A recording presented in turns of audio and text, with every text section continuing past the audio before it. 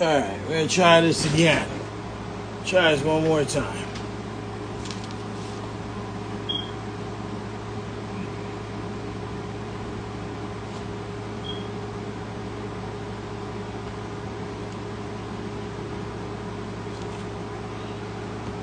Hello, Miss Kai. But yeah. So we started somewhere. Content, podcasting. That's it. After this episode, I'm going to StreamYard. I have to. I have to. I'm sick of Instagram and its glitches and all that.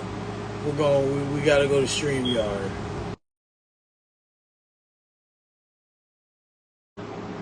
Because this is insane. We gotta have a conversation, Kai. Got some stuff that I want to fill you in on.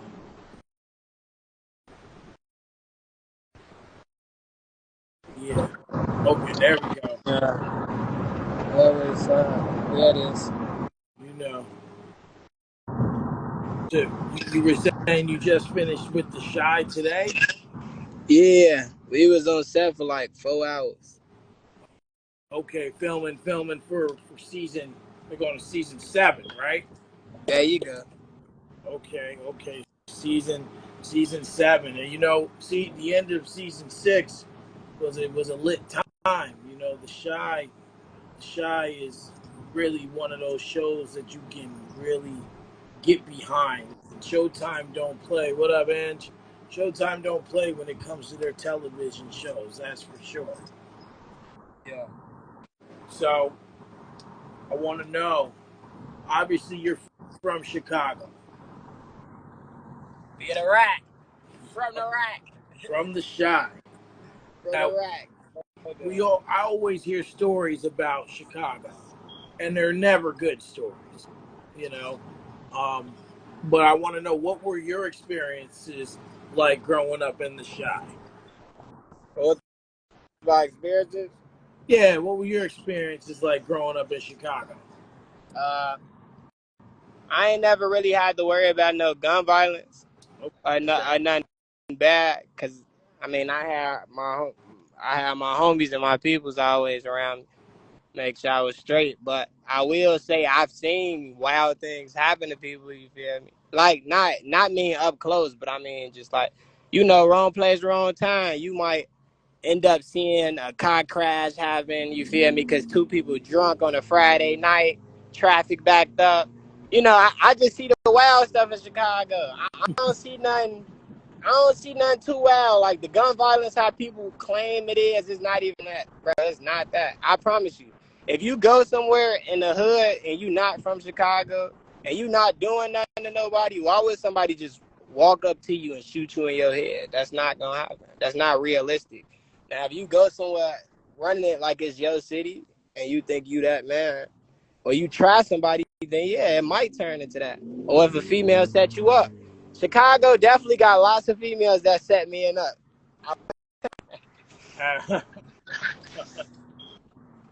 Well, but like it's like anywhere else. If you go for looking for trouble, it's gonna find you. Yeah, if you go looking for it, bro, it's gonna come right to you. I promise you. It's definitely It's not, and they not gonna come to you in fish. They gonna come to you with them chops. absolutely, absolutely.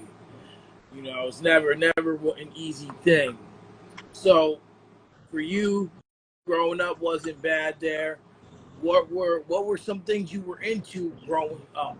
Because you are obviously a very big time entrepreneur in your own right, and now it's gotten you somewhere. But what were some of the things you were interested in growing up? I was interested in acting. That's what really made me want to start it. Cause I was really interested in front of like being on the TV screen. Uh, my OG will tell anybody. I used to love designer clothes, and I still do, but I'm just more humble now. But I used to always show up to school with designer clothes, uh, good shoes. It's just the stuff I was addicted to. It was mainly materialistic stuff. But now that I'm older and I'm matured a little bit more, it's not so much about that. You feel me? Right. I'll take the money. I'll take the money on though. You can't go wrong with the money. Yeah. You're not gonna go wrong with the money. So then you said you wanted to act. My first hearing of you from AR was about music, though. So I'm going to start there. What were some of your first experiences with music? Who were some of your inspirations um, growing up that kind of made you want to start creating music? Uh, Inspirations. I say hold everything. I mess with Polo G. Uh, because I feel like when he blew up, I mean, he from the streets, but I feel like when he blew up, he kind of switched his music more to motivational music. And that Okay. made, I feel like that inspired the kids to want to get rich, not go out and kill each other. So I started listening to, Polo G. I say Lil Durk, when I was going through depression, bad depression when I was younger, I used to always listen to Lil Durk. He cool people, so, so my inspirations was really, it wasn't too many people I could say. I say when I got older and I started to learn more about the game, I think my manager became my inspiration because I knew he had, because of how hard he worked and you know I mean the people that he ended up meeting and things like that.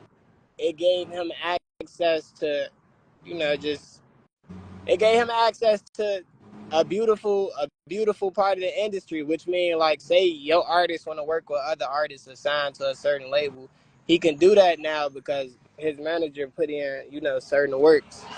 So I definitely look up to my manager, you feel me, as him taking care of his children and being able to manage me at the same time. That's rare, you feel me. So what'd you say, Queen? That's definitely Do a I have a big. dollar? uh yeah, come here. So Pull from, close. from that, when did you start Here you writing go. So we helping out, man. when did you start writing music or attempting to like rap? Because a lot of like me growing up, see, I'm older, so I listen to a lot of older music. Like I know those artists you name, but I'm not really familiar with their music, right? Like so, like Yeah. I was called old because I like Nas. Nas is my goat, right? Yeah. So, so a lot of artists though start with just freestyles. So did you start with freestyling or did you start writing music? Like when did you start and how did you start exactly? I started freestyling for Instagram. I did 2 videos and it blew up. One of the Okay. mayors, one of the mayors from Baltimore, it's a black mayor. He seen it, and once he seen it and told me to keep going, I stopped doing the freestyles and I started making actual music, like writing my music. Okay. Okay. You wanted to and So I feel like, so the crazy thing, I didn't even tell my manager that.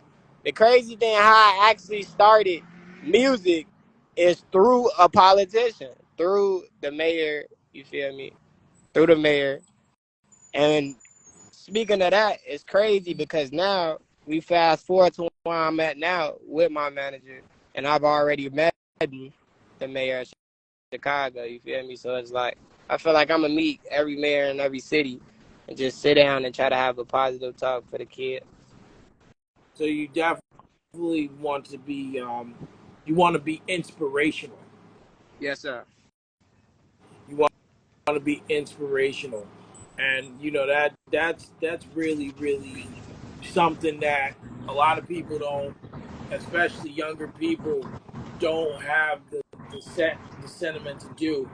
I haven't gotten to listen to the whole album that you just released. We'll get into that a little later.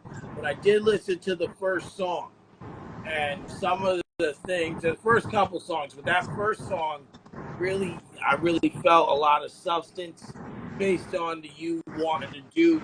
things you're talking about, and really set a positive example for What song is that? the first song is called Aligned Star. You know the inspiration behind that song? Sure, go for it. It's deep. Okay. My manager told me something before he signed me.